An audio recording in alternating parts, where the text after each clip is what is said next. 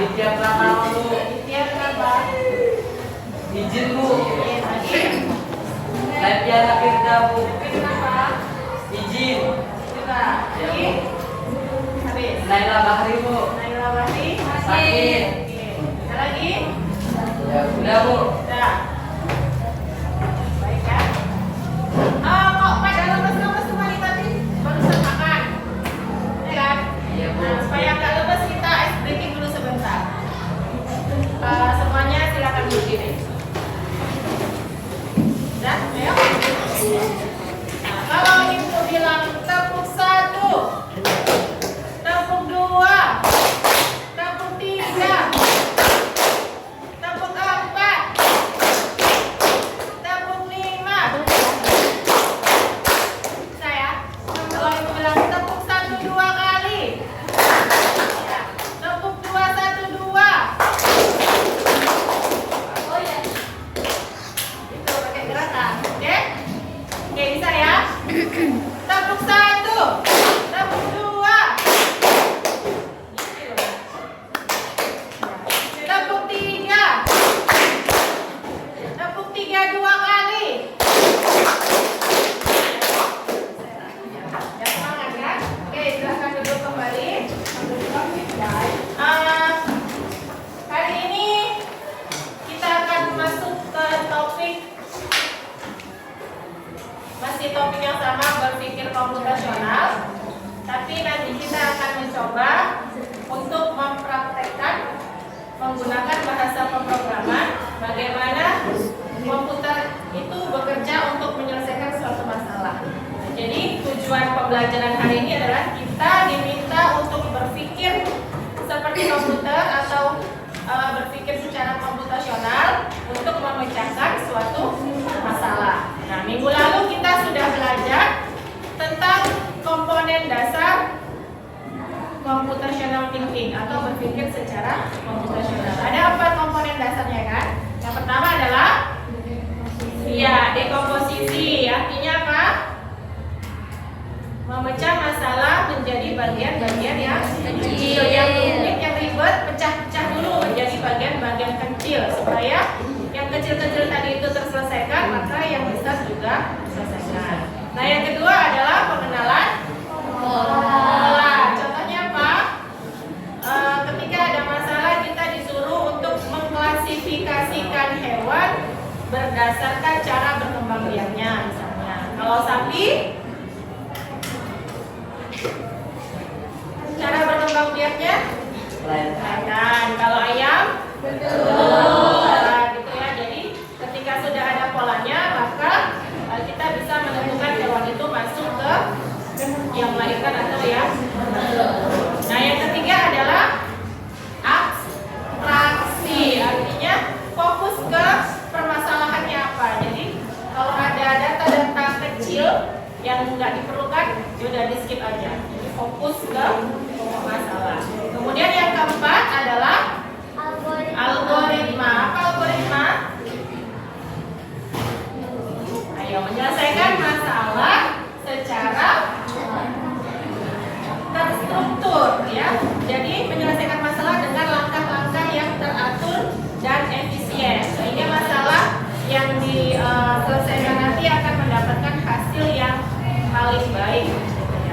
Paham kira-kira sampai di situ? Ada pertanyaan? Ada. Oke, kalau tidak ada, kita bagi kelompok dulu. Satu kelompoknya 4 orang. Nah, ini aja. Tapi duduknya berkelompok. Ada banyak, satukan mejanya. Ya, satukan mejanya dulu.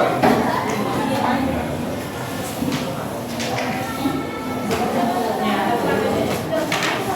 Cepat sedikit. Udah gitu aja. Nanti bayar nulisnya.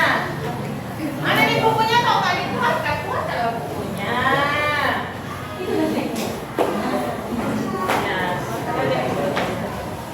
Oke, berarti ini kelompok 1, kelompok 2, kelompok 3, kelompok 4, 5, dan 6. Ya. Nah, pada kesempatan ini kalian akan ibu suruh untuk menyelesaikan suatu Ibu kasih contoh dulu ya. Nah, masalah yang akan kita tuntaskan atau kita cari solusinya hari ini adalah bagaimana kita menghitung waktu tempuh dalam suatu perjalanan dengan akurat menggunakan konsep berpikir komputasional, yaitu yang algoritma. Ya, algoritma. Jadi kamu nanti harus menyusun langkah-langkahnya sampai berapa langkah masalah itu terselesaikan dengan hasil yang akurat, yang terbaik, gitu ya. Jadi Ibu kasih contoh dulu, misalnya Rafa, mana Rafa? Ya, Rafa dari sini mau ke Binjai misalnya ya Rafa, mau ke BSF ya menonton. Nah, kira-kira Rafa mau naik apa nih? Sepeda motor lah ya. Udah punya SIM kan? Nah, ceknya udah jelas. Jadi kita harus tahu dulu jarak dari sini ke BSF. Kira-kira dari sini ke BSF berapa kilometer? 50. Ya, masing-masing catat jarak sama dengan jarak atau S ya, simbol S atau D ya, D. Jarak atau D. D-nya adalah berapa jarak dari sini ke BSF kira-kira? 40. 70 lah ya. Anggap aja jarak dari rumah Rafa ke BSF adalah 70 km per jam. Enggak, jarak lah. Mana lagi? Kilometer aja. Kemudian Rafa menaiki sepeda motornya dengan kecepatan rata-rata sekitar berapa Pak? 40 aja lah ya, 40 km per jam. Ya. Nah, kemudian kita akan menghitung berapa waktu yang dibutuhkan Rafa untuk mencapai BSF. Berarti kita harus mencari apa dulu? Rumus ya, rumus mencari waktu. Apa rumus mencari waktu? Ada yang tahu? Kelompok 4, rumus mencari waktu. S sama dengan jarak. Iya, mencari waktu. Waktu itu S ya. Untuk mencari waktu maka rumusnya adalah jarak dibagi kecepatan. Nah, ya, jarak dibagi kecepatan. Berapa tadi jaraknya? Ya.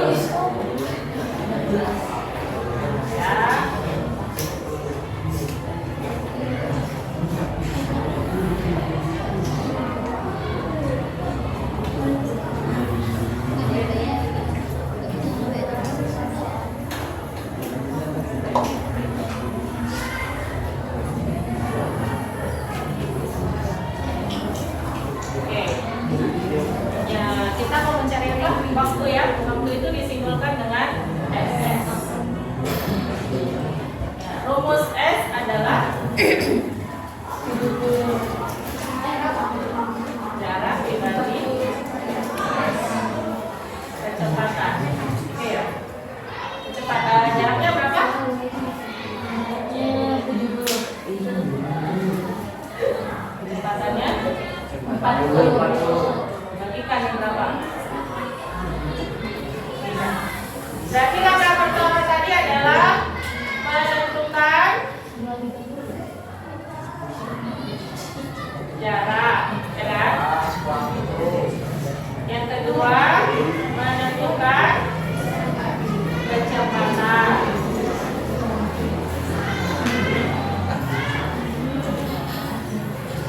Ini berapa? 1,75 Bu.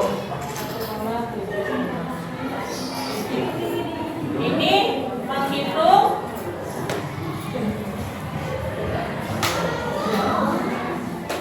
rumus dasar ya.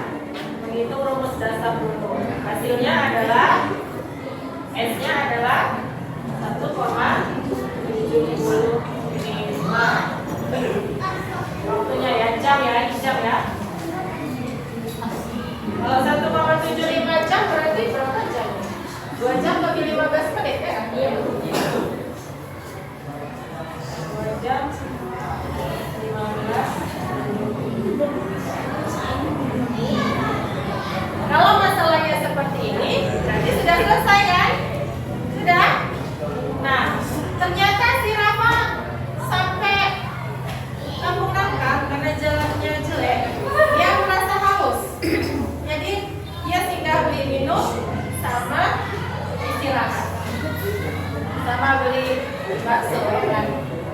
Jadi makan dan minum istirahat sekitar berapa menit kira-kira? 20. Ini ada menghitung waktu istirahat. Sebanyak berapa menit? 15 menit. Sekali namanya dia mau cepet-cepet nonton tapi terlambat ya kan. Nah kemudian sampai dari rumah sampai mana yang jalannya bagus pasar 12 ya dengan kecepatan yang stabil 40 per kilometer ya. Dari pasar 12 sampai Kampung Naka kan jalannya jelek, jadi Rafa mengurangi kecepatannya, jadi dia nambah waktu lagi kira-kira berapa menit? 30 menit ya. Ini jalan rusak. Nambah waktu sebanyak 30 menit. Sampai Starbucks hujan. Kenapa berteduh? Karena nggak bawa mantel ya kan. Hujannya ternyata agak lama sampai 40 menit. Nah, kalau ada kasusnya seperti ini, jadi berapa jam Rafa sampai ke BSN? Bagaimana mencari solusinya?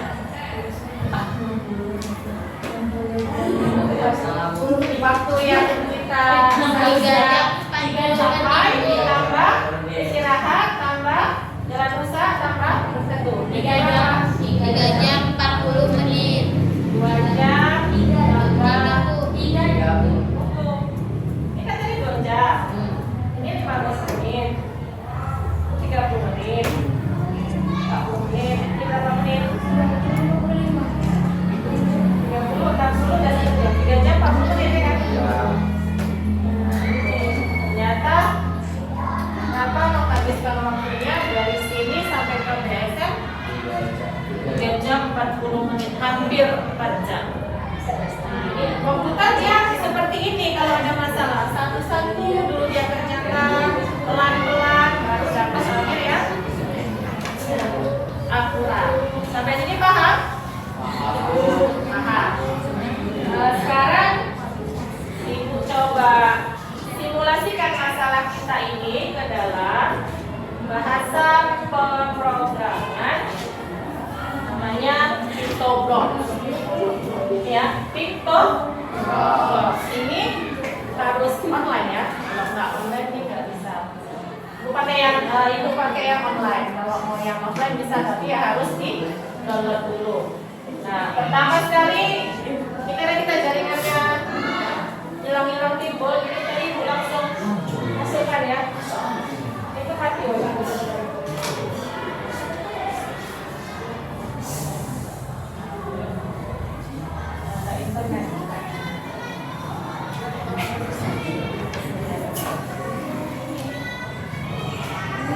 Coba lihat wifi Ibu bang, wifi Ibu.